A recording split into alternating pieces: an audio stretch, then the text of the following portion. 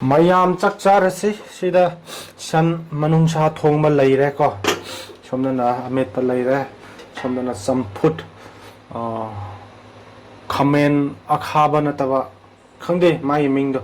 aso u do squash ka somda chak leire hawbra hawtabra muk cha silasi sina kai haibno khangde mai tailonda sina amet pa leire sina samput leire ko sina amet pa leire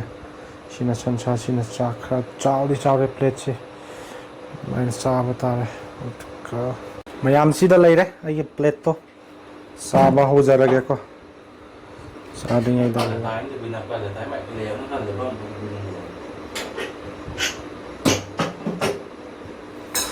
fin mo that ke chak chabla ing ne ko howdo mali si ai last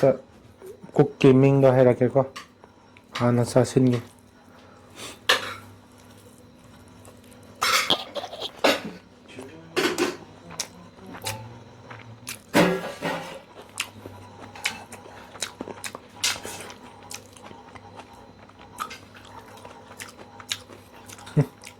mari loi sale hai amet pana wai hawe ai kamni gi de than cha jo hawa mala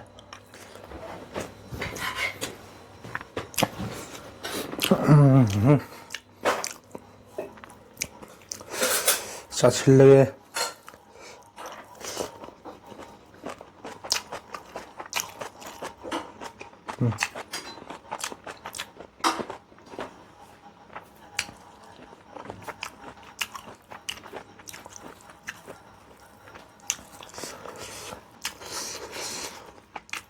sumain ko la cha ba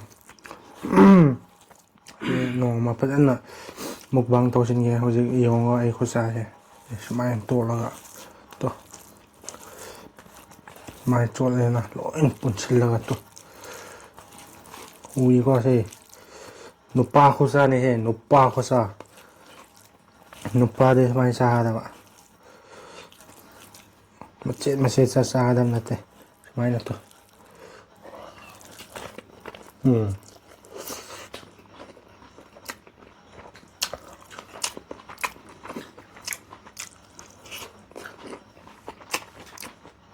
boiled squash.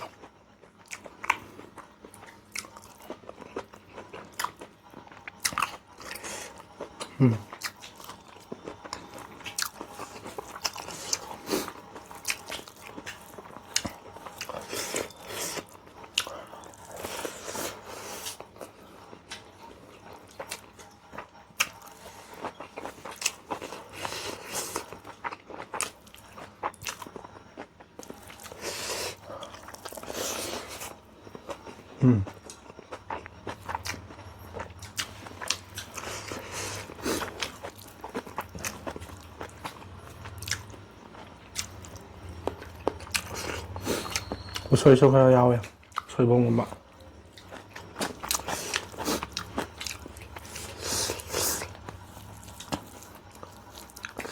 안좀 하고 이거 또 칠러에 싹 다 보자기 사 오이라 아마 오이라 근데 럭톡닝아 레이데 싹 부사데 하고 내가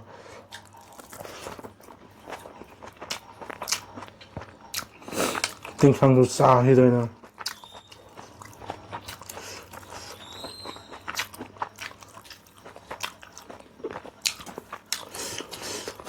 how ban jan lo thok ni ai te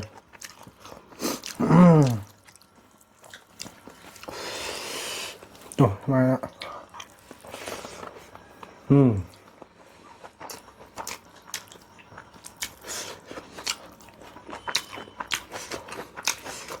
ai ko cha sa phen di ai garanti pi ya sa hi ya ma sa sup na rồi mà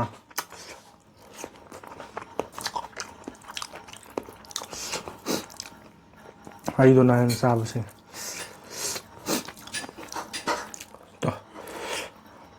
to si u re ra ko si ma tum sa ma gi ma sau su na te ba ko caption do sa san ni ne ko ꯑꯗꯨꯝ ꯑꯩ ꯍꯥꯞꯆꯤꯜꯂꯒꯦ ꯇꯣ ꯁꯨꯃꯥꯏꯅ ꯍꯥꯞꯆꯤꯜꯂꯒ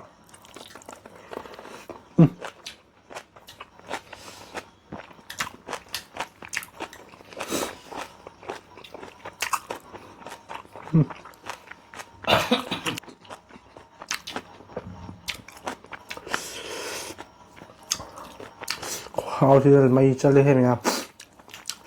try ꯇꯧꯁꯤꯜꯂꯨ ꯃꯨꯛꯕꯥꯡꯃꯛ ꯅꯠꯇꯦꯀꯣ ꯁꯨꯝ ꯀꯅꯥꯒꯨꯝꯕ ꯆꯥꯛ ꯆꯥꯅꯤꯡꯗꯕꯁꯤꯡꯗꯣ ꯌꯦꯡꯉ ꯆꯥꯁꯤꯜꯂꯨ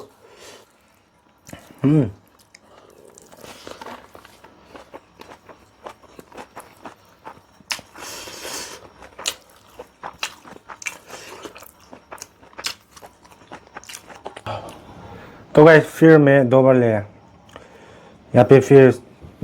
chicken बोला है वो करी भी लिया फिर मैं अमुक लवे को आई सीधा अमेट पर लोई लोई सिंह संपुट सो सीधा ले रहे अमेट पर नोई उदम माले सीधा ले रहे तो अमेट पर अमुक चसिल लगे सीधी साग रहे हावे मैं नोई सो ट्राई तो सिलो को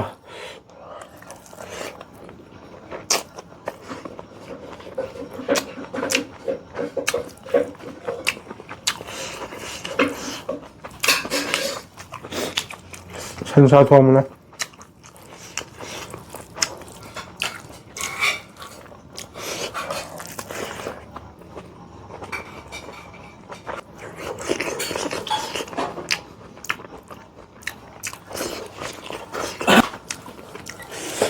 하왜 해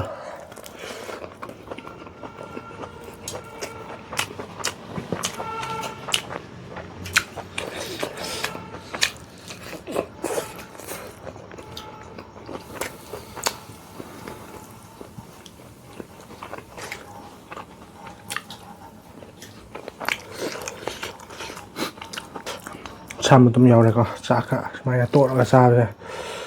동안 맘마 하와만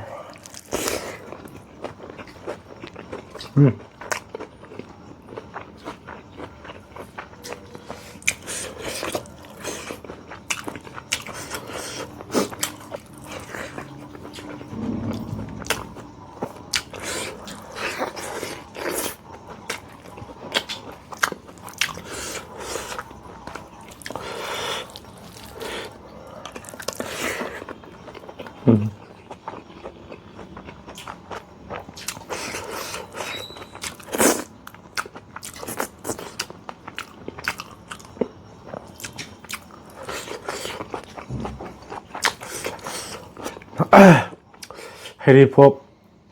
이 만남남다 호아이 농시와나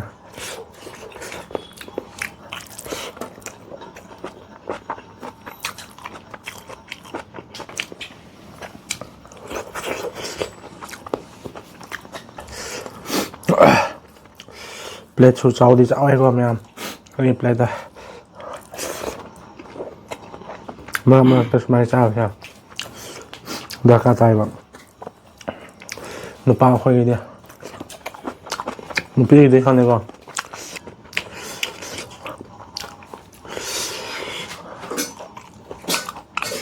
कोनगा फेंगिङले तो last bite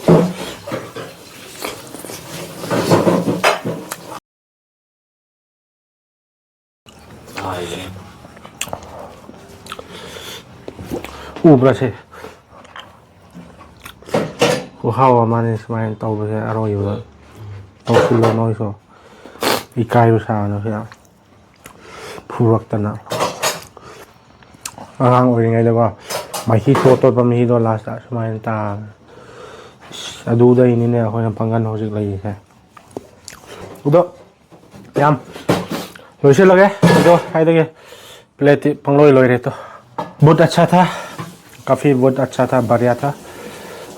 beef इनट boiled vegetables चटनी काफ़ी अच्छा था अगर वीडियो अच्छा लगेगा तो फॉलो कीजिए मेरा पेज पे बाय बाय मिलता हूँ नेक्स्ट ब्लॉग पे